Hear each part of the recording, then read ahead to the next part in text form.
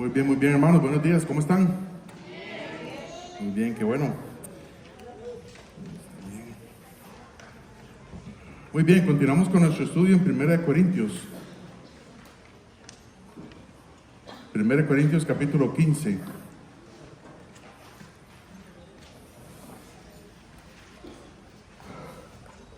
La semana pasada, ¿verdad? La semana pasada veíamos lo que era la resurrección y los tiempos, ¿verdad? Recordemos que estamos en este capítulo 15 que es la plena mención de la resurrección. La plena mención es cuando este concepto se repite mucho en un capítulo, ¿verdad? Entonces, veíamos la resurrección y los tiempos. Pablo dice, ahora, Cristo ha resucitado, ¿verdad? Recordemos que un problema grande que había ahí en la iglesia de Corinto era que los griegos en general no creían en la resurrección de los muertos. Muchos, habían falsos maestros ahí que se habían infiltrado, ¿verdad? En la iglesia de Corinto, diciendo, bueno, está bien, Cristo resucitó, pero nosotros los cristianos no vamos a resucitar. Y eso era un problema grandísimo, porque si los cristianos no vamos a resucitar, es un problema grave, porque mucho de lo que nosotros tenemos que vivir de acuerdo a ese poder, al poder de la resurrección. Y aquí, bueno, vamos a ver más adelante en estos versículos que vamos a ver hoy. Vamos a ver los versículos 29 al 34 en 1 Corintios 15. Pero entonces, vemos cómo dice Pablo, la resurrección y los tiempos. Más ahora Cristo ha resucitado, en versículo 20. Y luego dice, y luego nos muestra el futuro, ¿verdad? ¿Cuál es el plan que Dios tiene para luego? Dice así, un pasaje que me gustó mucho, no tienen que buscarlo, pero yo se lo voy a leer, en Juan, el Evangelio según San Juan, capítulo 5, el versículo 25 al 29, dice, de cierto os digo, viene la hora y ahora es, cuando los muertos oirán la voz del Hijo de Dios, y los que la oyeren vivirán. Pero como el Padre tiene vida en sí mismo, así también ha dado al Hijo tener vida en sí mismo, y también le dio autoridad de hacer juicio, por cuanto Él es Hijo del Hombre, el Hijo del Hombre. No os maravilléis de esto, porque vendrá hora cuando todos los que están en los sepulcros oirán su voz, y los que hicieron lo bueno saldrán a resurrección de vida, mas los que hicieron lo malo a resurrección de condenación. Los que hicieron lo bueno, ¿verdad? Se refiere a, por supuesto, los que han depositado su fe, los que se han arrepentido de sus pecados y han puesto su fe en Cristo Jesús. Eso es todo lo bueno, ¿verdad? Porque no hay bueno ni a uno, ¿verdad? Solo que la Biblia enseña. Y hay un orden en la resurrección. Cristo dice que es las primicias de la resurrección, es decir, el primogénito de entre los muertos. Vimos como también hay otros que habían resucitado en vida, ¿verdad? Pero volvieron a morir, ¿verdad? Por ejemplo, el hijo de la viuda de Sarepta, luego el Lázaro. Ellos resucitaron, pero volvieron a morir. Cristo es el único que ha resucitado y que vive por los siglos de los siglos. Amén.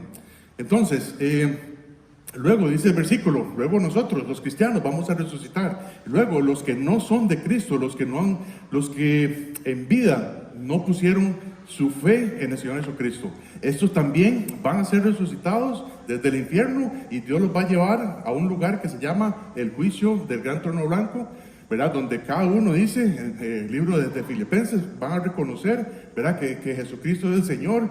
Delante del Señor se va a doblar toda rodilla y después de ese juicio Dios lo vuelve a echar en el infierno.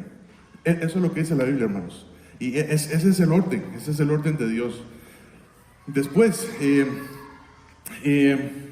tenemos una oportunidad. Nosotros eso vimos, ¿verdad? También la semana pasada tenemos una oportunidad para ser parte de ese plan de Dios, de ese plan que Él tiene para el futuro. Y si nosotros, ¿verdad? nos dejamos ser utilizados por Dios, dice la Biblia, el último versículo, ¿verdad? Que vimos, dice, Dios tiene que ser el todo en todos. Dios tiene que ser el todo en todos, para que yo pueda reinar con Cristo en el milenio, para que yo pueda ser parte de Él ahí en la eternidad. Dios tiene que ser el todo en mi vida hoy. Dios tiene que ser el todo en mi matrimonio. Dios tiene que ser el todo en mi vida, en mi trabajo, en todo lo que yo haga. Porque si Cristo no es el todo, entonces hay otra cosa siendo el todo.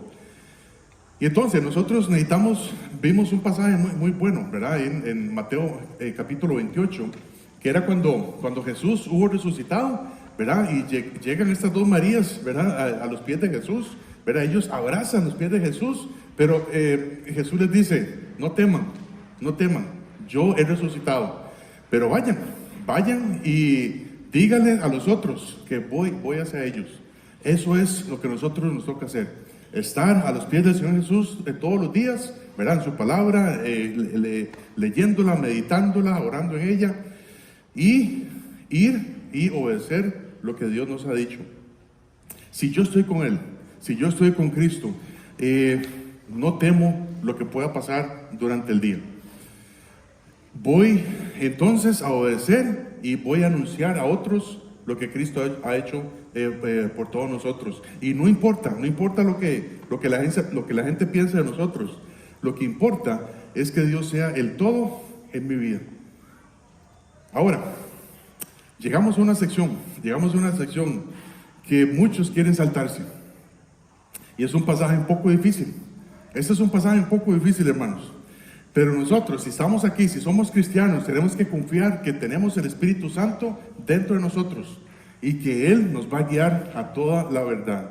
Entonces, yo les pido que por favor hagamos un esfuerzo, ¿verdad? Yo sé que a veces el viento se para un poquito, ¿verdad? Y hace un poco de calor, pero que hagamos un poco el esfuerzo para poner aquí toda la atención, todo nuestro corazón. Si usted tiene un teléfono y eso es una distracción, apáguelo en este momento. Póngalo en vibrador, póngalo en silencio, póngalo en modo avión, lo que sea, porque lo que esta sección tiene que decirnos es muy importante. ¿Cuál es la diferencia? Si nosotros como cristianos creemos en que Jesucristo resucitó, si nosotros creemos en que vamos a resucitar un día con el Señor, ¿cuál es la diferencia que debe haber en nuestra vida? Que creemos que hay vida después de la muerte. Otra vez, ¿cuál es la diferencia que debe haber en nuestra vida que creemos que hay vida después de la muerte? Tiene que haber una diferencia. Tiene que haber una diferencia. Y vamos a verla al final. Dijo Jesús, ¿verdad? En Juan 14:6, Jesús le dijo, yo soy el camino, la verdad y la vida. Nadie viene al Padre sino por mí. Nuestro Señor Jesucristo, Él es la fuente de esta vida y Él es la vida eterna. Si nosotros estamos con Él, dice la Biblia que ya tenemos vida eterna, ya en el presente tenemos vida eterna con Cristo. Y si usted está aquí esta mañana y usted es cristiano, usted ya se arrepintió de sus pecados, ya puso su fe en Cristo Jesús, y usted cree que Jesucristo es el único camino para ir al Padre, que Él es el camino, la verdad y la vida. Si Cristo resucitó y nosotros también vamos a resucitar, entonces, ¿por qué nuestra vida no refleja lo que creemos? ¿Por qué nuestra vida no refleja lo que creemos? Si Cristo resucitó y nosotros también vamos a resucitar con Él un día de estos, nuestra vida debe reflejar esta realidad de que vamos a resucitar. Si no, lo que estamos reflejando es una religión. No estamos reflejando una realidad de que Cristo va a resucitar y nosotros también. Lo que estamos reflejando es entonces una religión. 1 Corintios 15. 1 Corintios 15, de versículos 29 al 34, dice, de otro modo, ¿qué harán los que se bautizan por los muertos? Si en ninguna manera los muertos resucitan, ¿por qué pues se bautizan por los muertos? ¿Y por qué nosotros peligramos a toda hora? Os aseguro, hermanos, por la gloria que de vosotros tengo en nuestro Señor Jesucristo, que cada día muero. Si como hombre batallé en Éfeso contra fieras, ¿qué me aprovecha? Si los muertos no resucitan, comamos y bebamos, porque mañana moriremos. No erréis, las malas conversaciones corrompen las buenas costumbres.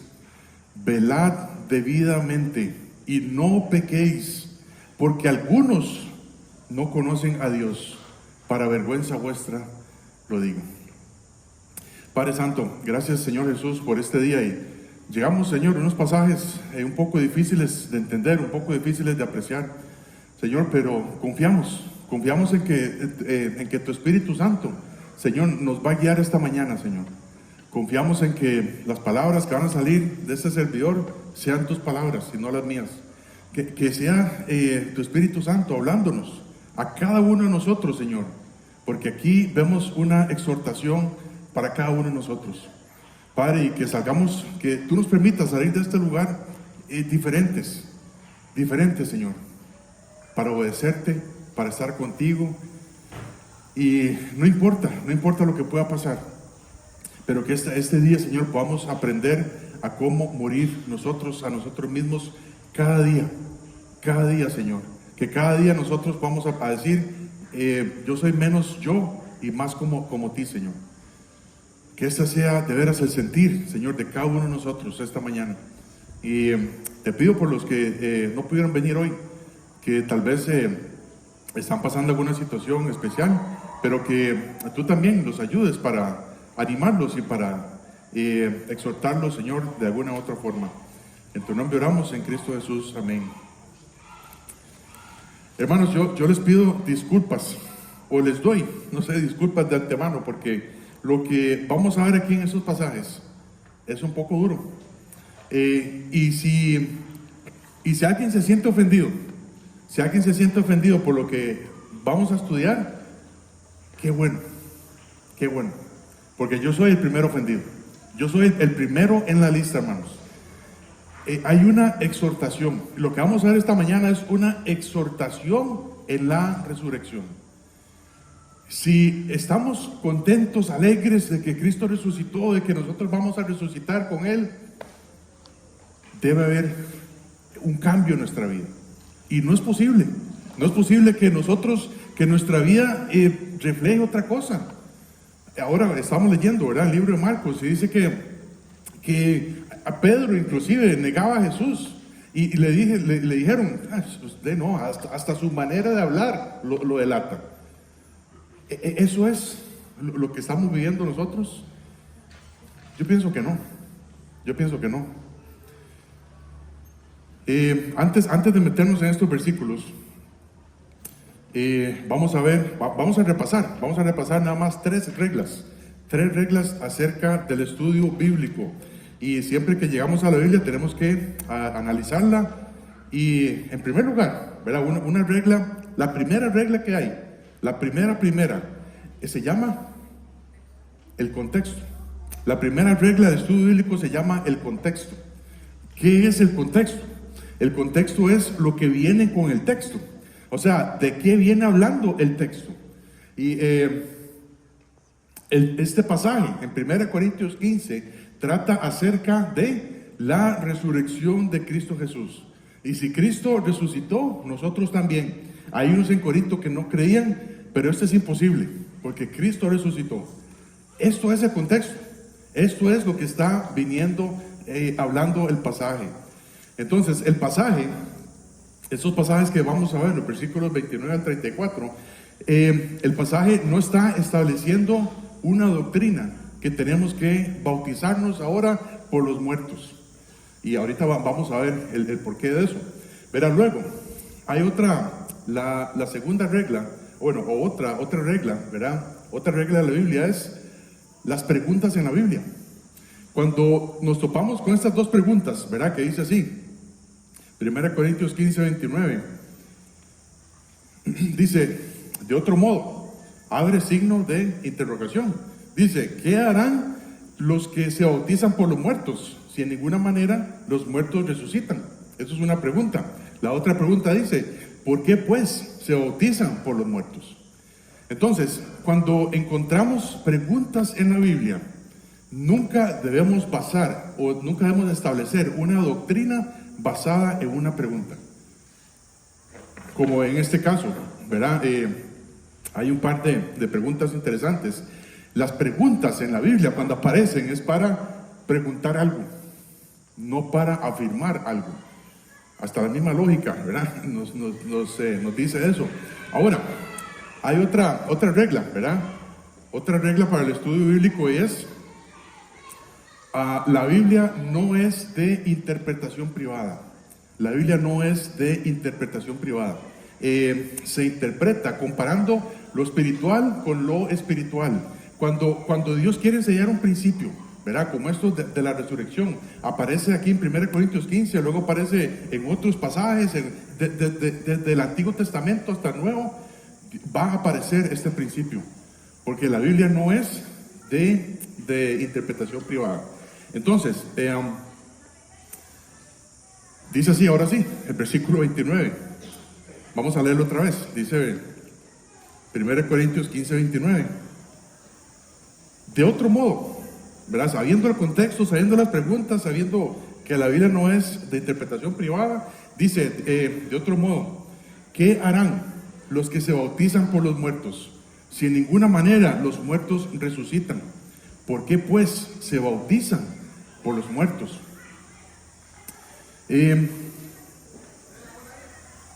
Vamos a ver aquí, hermanos, lo que no dice este versículo.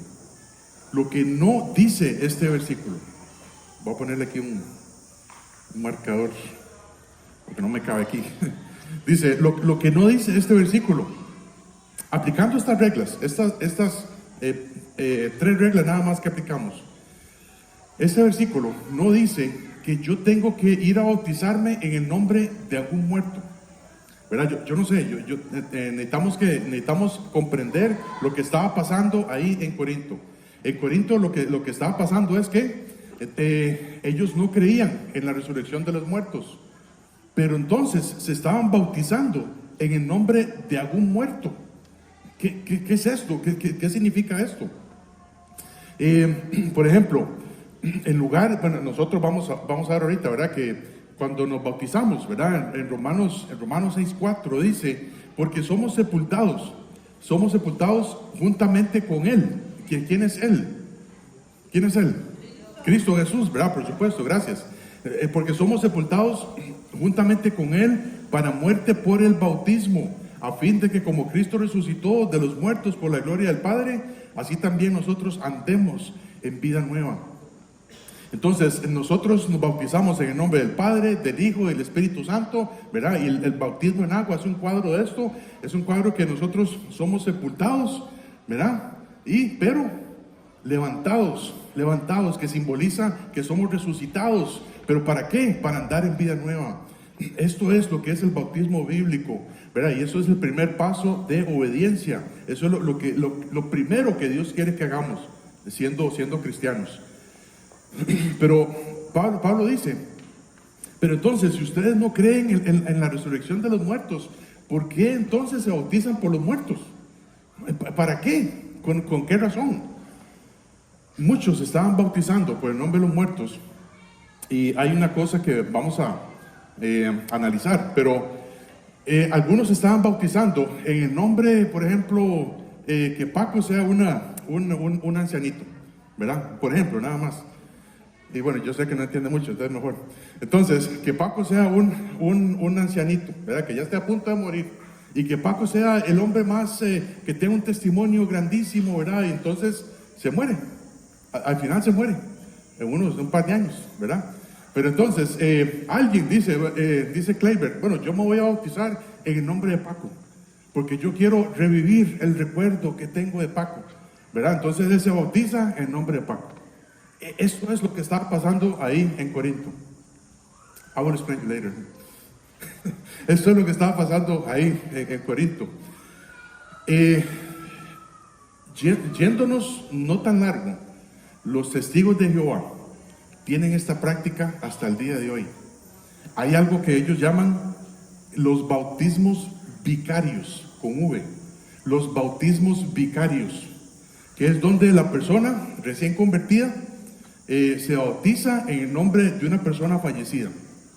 Por ejemplo, esto, ¿verdad? Que alguien haya tenido un buen testimonio y que ahora esté muerto y que alguien se va a bautizar en nombre de esa persona para que de alguna manera puedan revivir el recuerdo, ¿verdad?, de lo que esa persona hizo. Eso se llama bautismo vicario. Y esto no aparece en ningún lado de la Biblia. No aparece en ningún lado de la Biblia. Era como un rito, ¿verdad?, que ellos tenían ahí en Corinto y que se ha estado practicando en otras religiones.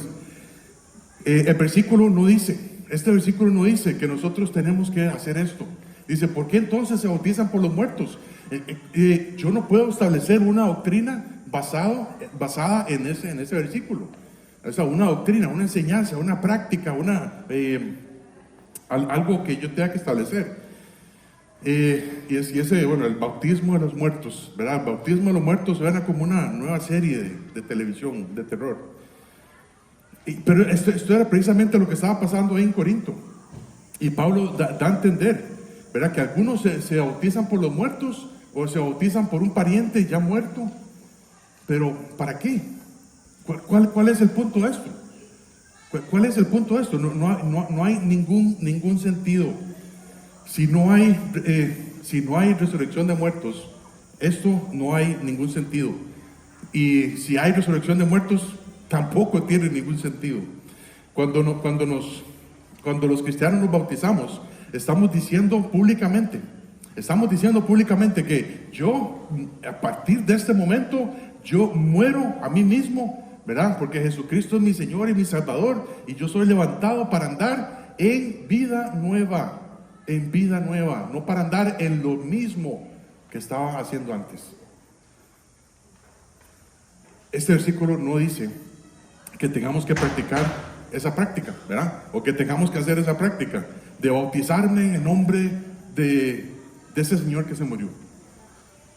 Y no tiene ningún sentido. No tiene ningún sentido. Pero esto es lo que estaba pasando ahí en Corinto. Dice el versículo 30. 1 Corintios 15:30 dice, y vamos a leer hasta el versículo 32. ¿Y por qué? Pero bueno, dice, ¿y por qué nosotros peligramos a esta hora? Dice Pablo. Os aseguro, hermanos, por la gloria que de vosotros tengo en nuestro Señor Jesucristo, que cada día muero. Si como hombre batallé en Éfeso contra fieras, ¿qué me aprovecha? Si los muertos no resucitan, comamos y bebamos, porque mañana moriremos. Otro principio que vemos aquí es que cualquier sacrificio, cualquier cosa que un cristiano pueda hacer por la causa de Cristo, aún Pablo, ¿verdad? Aún Pablo, no tiene ningún sentido si los muertos no resucitan. Pablo arriesgó su vida por el Señor y sabemos un poco la historia de él. Él era judío, ¿verdad? De nacimiento, de la tribu de Benjamín, ¿verdad? Y era un judío que lo tenía todo. Venía de una buena familia, era discípulo de Gamaliel, que era un reconocidísimo judío, ¿verdad? Erudito judío. Tenía el favor de los líderes religiosos, era perseguidor de la iglesia, perseguidor de los cristianos, que se llamaban decir cristianos, hasta que un día el Señor se le apareció y lo conoció, y conoció a Jesús, a quien él perseguía, y cambió su vida por completo. Y estaba convencido que Cristo había resucitado y renunció a todo lo que tenía, y estuvo dispuesto a padecer por causa del Señor. Y Pablo dice, pues si nosotros, ¿por qué peligramos a toda hora? Esto es lo que está diciendo. O sea, ¿cuál es el punto? Si yo padezco, si yo muero a mí mismo, ¿cuál es el punto si Cristo no resucitó? Más adelante, en 2 Corintios 11, versículo 23, verá, él está exponiendo ahí el ejemplo de su vida. 2 Corintios 11, 23. Dice así: son ministros de Cristo como si estuviera loco hablo. Y aquí empieza esta lista, ¿verdad?, de los sufrimientos que él ha pasado. Dice: yo más, en trabajos más abundante, en azotes sin número, en cárceles más, en peligros de muerte muchas veces. De los judíos, 5 veces he recibido 40 azotes. 5 veces he recibido 40 azotes menos uno, es decir, cada vez 39 veces. 3 veces he sido azotado con varas, 1 vez apedreado, 3 veces he padecido naufragio. Una noche y un día he estado como náufrago en alta mar, en camino muchas veces, en peligros de ríos, peligros de ladrones, peligros de los de mi nación, peligros de los gentiles, peligros de la ciudad, peligros en el desierto, peligros en el mar, peligros entre falsos maestros, en trabajo, en fatiga, en muchos desvelos, en hambre y sed, en muchos ayunos, en frío y en desnudez. Y además de otras cosas, lo que sobre mí se agolpa cada día, la preocupación por todas las iglesias. ¿Quién enferma y yo no enfermo? ¿A quién se le hace tropezar y yo no me indigno? Si es necesario gloriarse, me gloriaré en lo que es de mi debilidad. El Dios y Padre de nuestro Señor Jesucristo, quien es bendito por los siglos, sabe que no miento.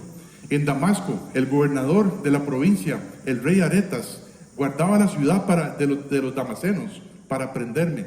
Y yo fui descolgado del muro en un canasto por una ventana y escapé de sus manos. Eso es tan solo un ejemplo de lo que Pablo padeció. Y ese versículo: ¿y por qué es que padecemos hasta esta hora? ¿Qué es lo que Pablo estaba motivado a padecer tanto por la causa de Cristo? Lo soportó todo porque sabía que tenía vida eterna, sabía que iba a resucitar con Cristo. Y dice el versículo que él batalló con fieras en Éfeso, ¿verdad? No son osos y leones, era la misma gente. Bueno, más adelante, yo sé que siempre les dejo tareas de lectura, ¿verdad? Pero en Hechos capítulo 19, ¿verdad? Los versículos de 23 al 41, no vamos a leer, pero en Hechos 19 vemos como cuando Pablo llega a Éfeso, ¿verdad?, a predicar el evangelio, ¿verdad? Y había un hombre que se llamaba Demetrio. Y hacía templecillos de Diana de los Efesios. Pero no es Diana de Bagaces, ¿verdad? Pero hacía templecillos de Diana. Son como unas estatuitas, ¿verdad? Y si usted pone ahí templecillos de Diana en Google, ahí le aparece. Es parecido allá por donde venden papas, más o menos, para que te des una idea. Había un hombre, ¿verdad?, que era artesano, que hacía templecillos de Diana, o estatuitas de Diana de los Efesios. Y había un grupo, ¿verdad?, de artífices, ¿verdad?, que decían: si este Pablo convence a la gente de que Dios es Dios, se nos va a ir el negocio, Y entonces la gente va a dejar de comprar esto. Y se hizo un alboroto enorme por toda la ciudad. Esto es lo que se refiere Pablo. En Éfeso batallé contra fieras, pero igual todo lo soportó, porque sabía que había vida después de la muerte. Sabía que iba a resucitar con Cristo. En Efesios también capítulo 6, Pablo dice que estamos nosotros en una batalla espiritual, querámoslo o no lo queramos.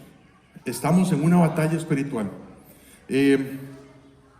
Y por ejemplo, los soldados, ¿verdad? Los soldados están dispuestos a morir. Estos soldados, ¿verdad?, que vemos en la actualidad, ellos están dispuestos a morir por su país. Están dispuestos a morir por una causa que establezca el país ahí. Hace poco, ¿verdad?, el lunes pasado, bueno, el 11 de abril, celebramos el día de la batalla de Rivas. ¿Verdad? Yo sé que a veces ya no le damos importancia, lo que importa es el día de feriado. ¿Verdad que sí? Muy bien. Pero entonces, es en esta batalla, ¿verdad? Hace 167 años, ¿verdad? Se recuerda, ¿verdad?, cómo los filibusteros, guiados por este aventurero gringo que se quería apoderar de Centroamérica, y unos dicen, ¿quién es? Gracias, ¿verdad? Yo hice esto, pero esa es una pregunta que siempre hacemos ahí para la gente, pero el aventurero gringo que quería apoderarse de Centroamérica, y muchos dicen, Cristóbal Colón. Entonces, imagínate. Entonces, en esta batalla, ¿verdad?, celebramos eso, que William Walker, ¿verdad?, quería apoderarse de Centroamérica y recibió ayuda, ¿verdad?, del gobierno del norte, aquí nomás, y ellos querían apoderarse de este país. Pero Juan Santamaría, ¿verdad?, dio su vida quemando el mesón, ¿verdad?, que ahí estaban reunidos los del enemigo, y libró a Costa Rica y a toda la región. Y esto es lo que se celebra. Es un héroe nacional. En nuestro país se va a estar recordando este acto, quién sabe hasta cuándo. Pero lo importante es que los soldados están dispuestos a morir por su causa. Y dice la Biblia que los cristianos debemos ser buenos, no solamente soldados. Dice la Biblia que tenemos que ser buenos soldados ¿de quién? De Jesucristo. Buenos soldados de Jesucristo. Pero los buenos soldados están dispuestos hasta arriesgar su vida, a ser los héroes, ¿verdad? Si yo tengo que morir, yo muero. Si nosotros somos cristianos y si somos soldados, no estamos siendo buenos soldados. No estamos queriendo morir a nosotros mismos por la causa de Cristo Jesús. No estamos dispuestos a dar nuestra vida por la causa del Señor. Cualquier cosa que hayas hecho o que estés haciendo por el Señor, dice la Biblia que no es en vano, ¿verdad? Al final del capítulo dice esto, ¿verdad? Tenemos que crecer en el conocimiento de Dios, y todo lo que hagamos para el Señor no es en vano.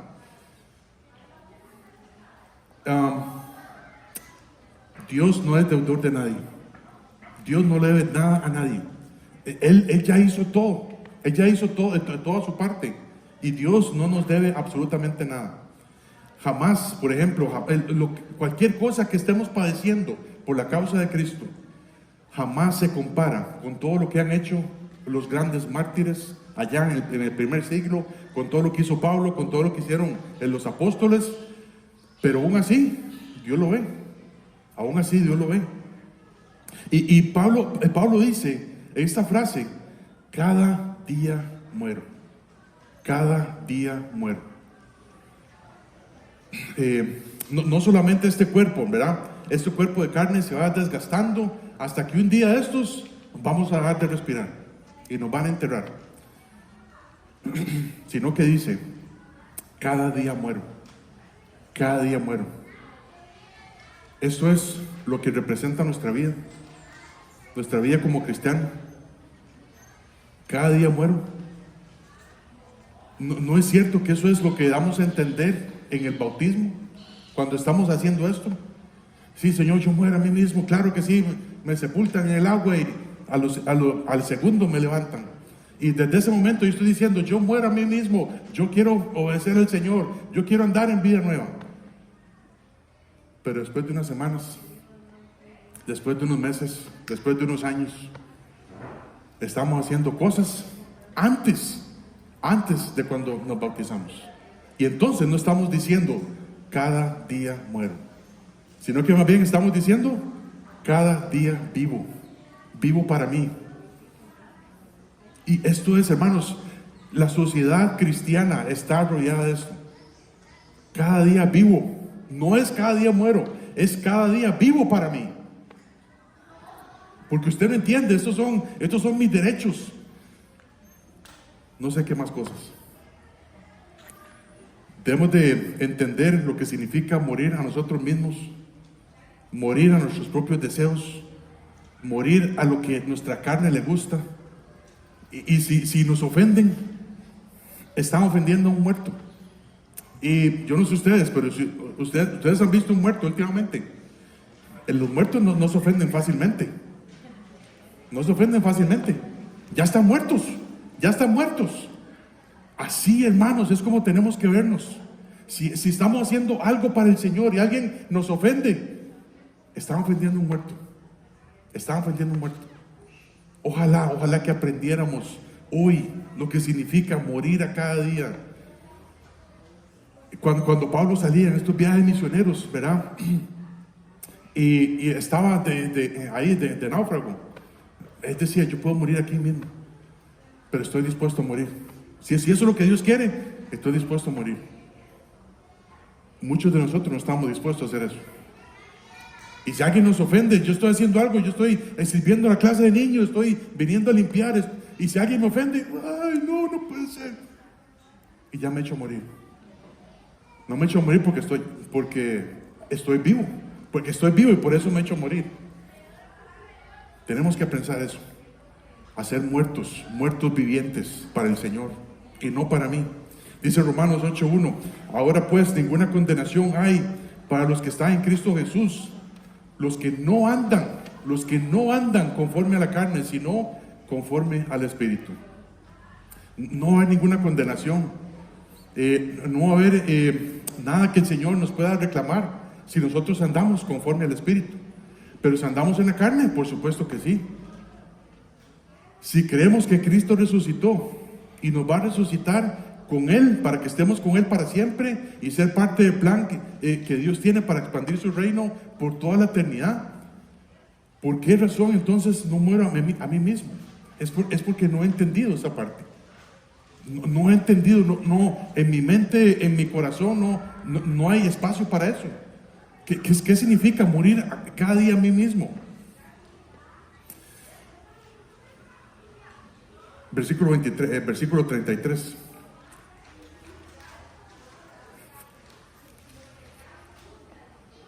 Primera Corintios 15:33 dice, no erréis. Las buenas conversaciones corrompen las buenas costumbres. Perdón. Sí, es para eso están poniendo atención.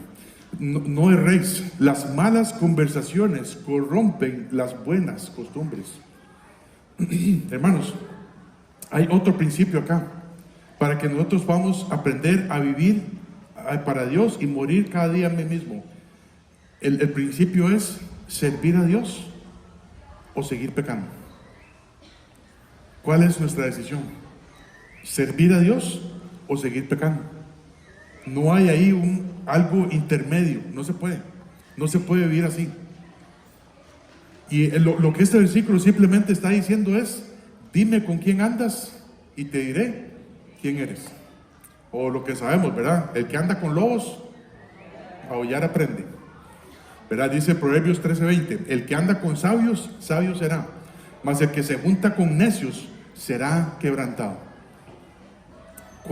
Si usted cierra sus ojos espirituales en este momento, no quiero que nadie cierre sus ojos, pero usted se pone a pensar, ¿para qué yo me reúno con mis amigos? ¿Verdad? Mis amigos allá afuera, ¿verdad? Sea compañeros de trabajo, sean vecinos, ¿para qué yo me reúno con mis amigos? Y si tu respuesta es para pecar, para seguir pecando, entonces no estás sirviendo a Dios. ¿Qué haces con la gente que te induce a pecar? Y yo sé lo que es eso, ¿verdad? Porque yo viví de mis 13 años a los 17 años, ¿verdad? Yo anduve con este tipo de gente que me inducía a pecar. Pero yo sabía que estaba haciendo algo malo, pero no importaba porque estaba satisfaciendo a mis amigos, les estaba quedando bien, pero delante de Dios no. Lo único que vamos a lograr es llevar unas consecuencias por el pecado que a veces duran toda la vida, hasta que yo me muera. Yo voy a tener unas consecuencias por andar corrompiendo mi alma. Y puede ser que yo soy cristiano. Claro que sí, pues eso solamente Dios lo sabe.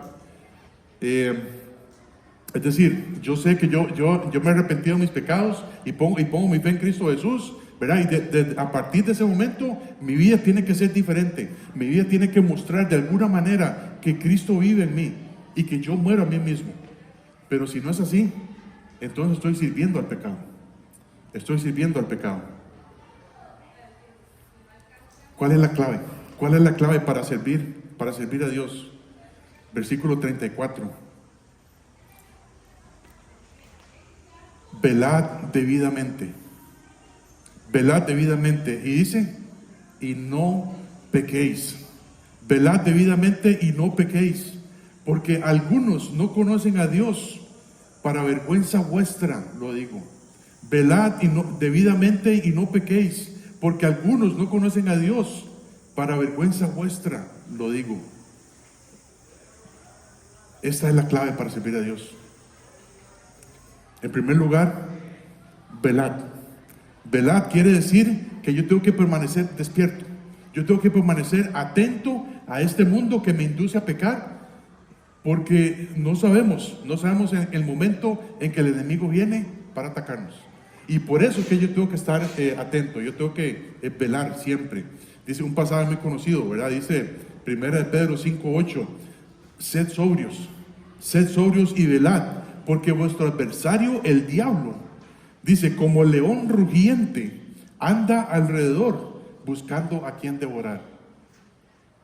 Si nosotros viéramos un león aquí rugiente, ninguno de nosotros quedaría, ¿verdad? Cada uno de nosotros nos iríamos rapidísimo. O algunos de nosotros vamos a ver aquí, ¿verdad? Pero, hermanos, muchas veces, ¿verdad? Muchas veces como cristianos, ¿verdad? Como cristianos leemos este versículo y pensamos, sí, el diablo anda como león rugiente. Bueno, pues el león, ponámosle un gatito y pongámosle un gatito rugiente. Eso es lo que pensamos a veces, que el diablo es un gato. No es un león, es un gato. Dice este versículo entonces que tenemos que velar debidamente y no solo estar atento de vez en cuando, es estar atento siempre, estar sobrio. Dice Tito 2:12 también, enseñándonos que renunciando a la impiedad, esto es la manera para estar sobrios, enseñándonos que renunciando a la impiedad. ¿Qué es la impiedad? La impiedad es el pecado. La impiedad es el pecado. Entonces, enseñándonos que renunciando al pecado y a los deseos mundanos, vivamos en este siglo sobria, justa y piadosamente. Yo tengo que renunciar a eso. Eso ya no es mi trabajo. Yo tengo que renunciar al pecado, yo tengo que renunciar a los deseos mundanos. Así es como vamos a estar velando debidamente. Y cuando estos deseos vengan a mi vida, yo tengo que decir, no, ya yo no trabajo para ustedes. Yo tengo que renunciar a esos deseos. Yo tengo que renunciar al pecado. Hermanos, ¿cuándo fue la última vez? ¿Cuándo fue la última vez que usted se hizo un autoanálisis? ¿O cuándo es que la última vez que usted oró? ¿Verdad? David oraba mucho de eso, acerca de eso. Él decía, Señor, examíname para ver si yo tengo pecado en mi vida.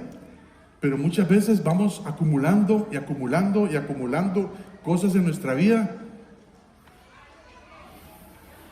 Nosotros debemos darle una espalda al pecado. Y esto es lo que se llama arrepentimiento. El arrepentimiento es simplemente yo decido dejar atrás el pecado y decido servir a Dios.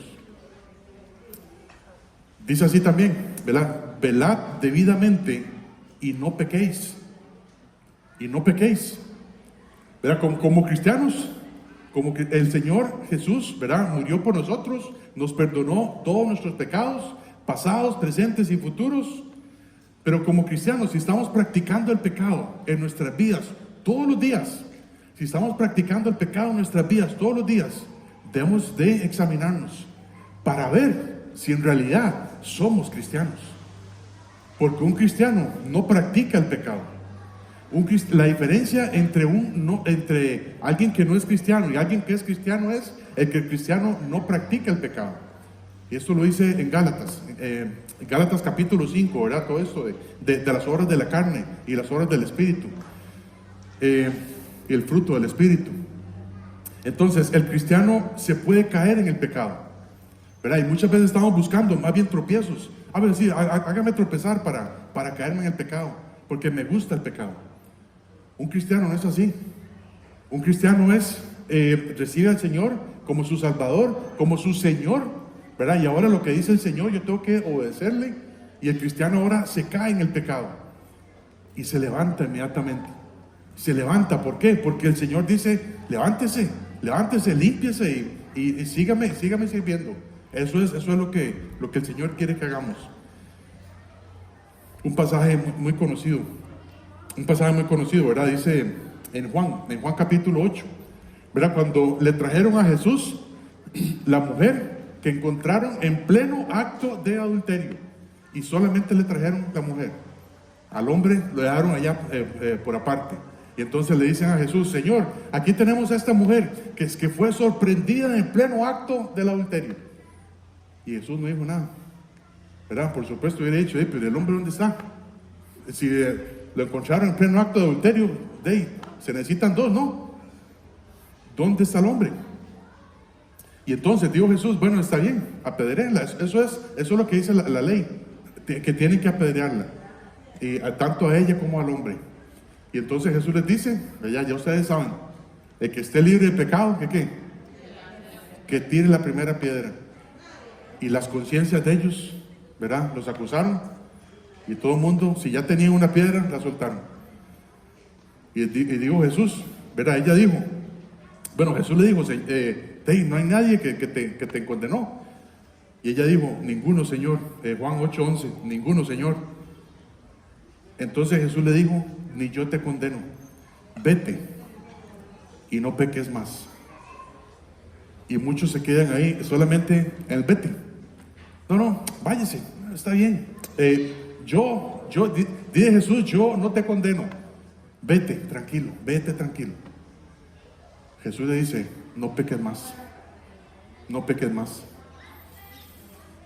Esto es el arrepentimiento, hermanos. Debe haber arrepentimiento. Cuando yo me di cuenta que era pecador, yo tengo que estar arrepentido. Si una mentira me condena al infierno, ¿pero cómo?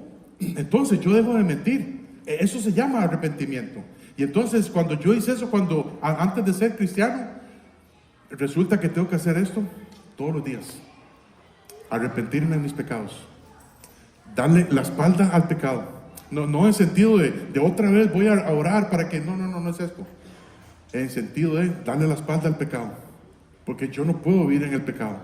Un cristiano no puede vivir en el pecado, ¿verdad? Dice el libro de Juan, ¿verdad? En capítulo 1, que dice que la luz, ¿verdad? Vino a las tinieblas. Pero los que andaban en tinieblas amaron más las tinieblas. No aman la luz. Hermanos, cuando estamos jugando con el pecado, es muy peligroso. Porque si somos cristianos, si es que somos cristianos, Dios nos va a corregir. Dios nos va a disciplinar. Y nos va a dar donde más nos duele.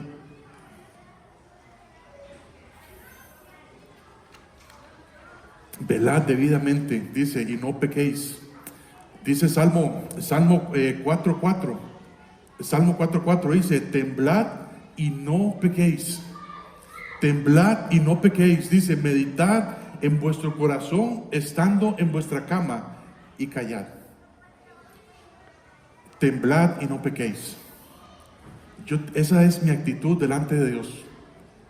Temblar. ¿Por qué yo tengo que temblar? Porque estoy ante un Dios que es santo, a un Dios que es justo, a un Dios que todo lo ve, a un Dios que ve mi vida, ¿verdad?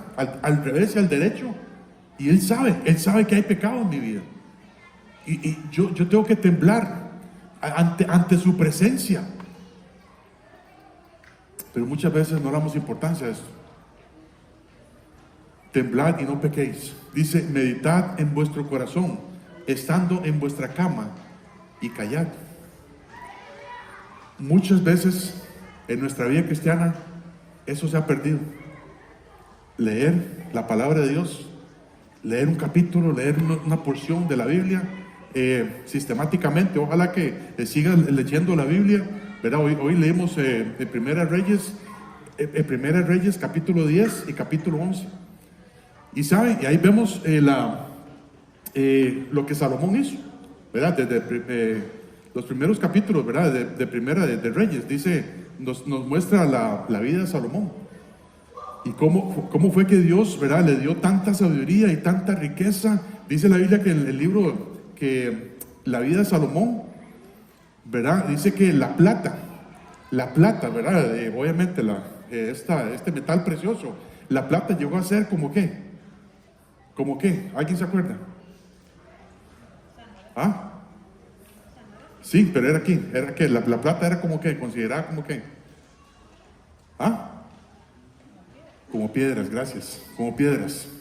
Imagínense, bueno, ahí ya muchos de nosotros ya estuviéramos buscando, ¿verdad? Un saco para echar las piedras. La plata llegó a ser como piedras, porque era demasiado rico el reino, ¿verdad? Pero dice así, pero, Primera de Reyes 11:1 dice, pero el rey Salomón amó, además de la hija de Faraón, a muchas mujeres extranjeras, a las de Moab, a las de Amón, a las de Edom, a las de Sidón, a las heteas, gentes de las cuales Jehová había dicho a los hijos de Israel, no os llegaréis a ellas, ni ellas se llegarán a vosotros, porque ciertamente harán inclinar vuestros corazones tras sus dioses. A estas pues se juntó Salomón. Y dice la última frase, ¿se juntó con qué? Con amor. Hermanos, cuando nos juntamos al pecado, y esta es la diferencia de caerse, ¿verdad? Esta es la diferencia de caerse en el pecado. Bueno, yo mentí, yo mentí, pero no tenía que haber mentido, porque ya yo le di la espalda al pecado hace mucho tiempo. Y entonces me arrepiento inmediatamente de eso, porque era algo que en mi vida ya la mentira, ya la había dejado atrás. Pero cuando uno hace las cosas con amor y refiriéndose al pecado, ahí es donde está lo malo. Y entonces ahí tenemos que hacer un autoanálisis. ¿Qué cosas estoy amando yo? ¿Qué cosas estoy amando yo en mi vida hoy? ¿Cuál es mi amor? ¿Qué es lo que estoy amando? Si no es la palabra de Dios, si no es meditar en nuestro corazón, meditar en nuestra cama, si lo que yo amo, lo que yo amo más hoy es estar aquí, en el teléfono. Pero es que estoy leyendo la Biblia, hermano. Sí, claro, por supuesto. Si usted lo que más ama es eso, que estar en su cama, meditando en lo que Dios le ha dicho, meditando en su corazón, es porque estás amando otra cosa, o es porque estamos amando otra cosa. Yo, como les dije desde puro principio, yo soy el primero, hermanos. Yo soy el primero en la lista que tengo que ver mi vida. ¿Y qué es lo que qué es lo que yo estoy amando más? El pecado. El pecado. El rey Salomón, Dios le dio todo. Dios le dio todo y más de lo que él pidió. Él solo pidió sabiduría. Pero dice que él amó a dice que él se juntó a estas mujeres con amor. Con amor. Si yo me junto a hacer cosas malas, si yo me junto a practicar el pecado con amor, con pasión, estoy teniendo otros dioses en mi vida. Y por lo tanto no estoy temblando delante de Él. No estoy temblando cuando abro su palabra, si es que la abro durante la semana.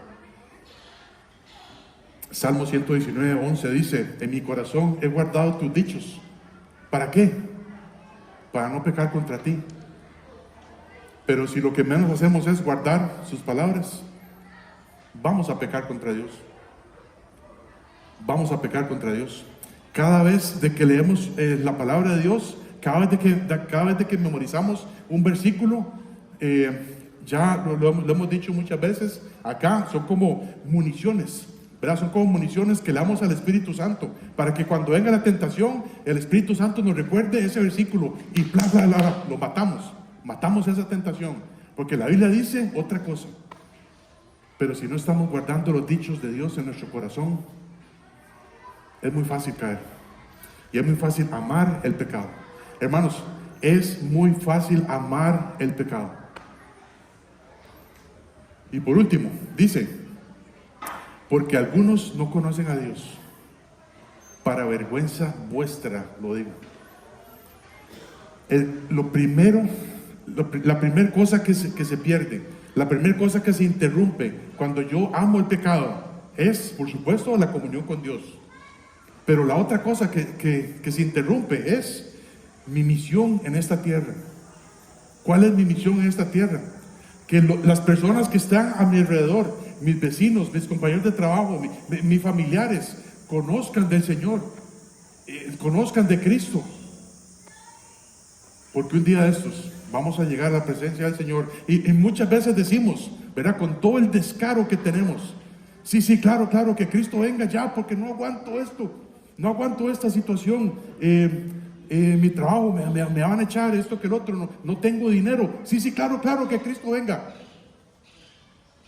Pero si no estamos dando a conocer a Dios a los demás, va a ser una vergüenza increíble cuando nos presentemos delante de Él. Vamos a estar desnudos delante de su presencia. Todo por amar el pecado. Todo por seguir amando el pecado. Hermanos, yo como les dije al puro principio, si hay alguna palabra que dije aquí que usted le ofendió, qué bueno, porque yo soy el primer ofendido. Y hay cosas en mi vida que yo estoy amando más que a Dios. Y tengo que dejarles de hacer. Tengo que arrepentirme, tengo que velar debidamente. No es velar un domingo, velar, no. Es debidamente todos los días. Porque el diablo se va a aprovechar de cualquier cosa para verme derrotado. El diablo se va a aprovechar de cualquier cosa para que yo ame más al pecado, más que al Señor. Nosotros nos bautizamos en el nombre del Padre, del Hijo, del Espíritu Santo, y estamos diciendo públicamente que morimos a nosotros mismos a partir de ese momento, que somos sepultados juntamente con Cristo, pero levantados, resucitados para andar en vida nueva. Pero entonces, ¿por qué será que mi vida no refleja eso? Es porque estoy pecando, y tenemos que darle la espalda al pecado. Y a partir de ese momento, ¿verdad? Yo debo morir a mí mismo, morir a mis propios deseos pecaminosos, morir a mi orgullo, morir a todo lo que sea, para que yo pueda ahora vivir para Cristo. Y si no hago esto, si no dejo el pecado, es porque no me he arrepentido de una manera genuina. Vamos a orar.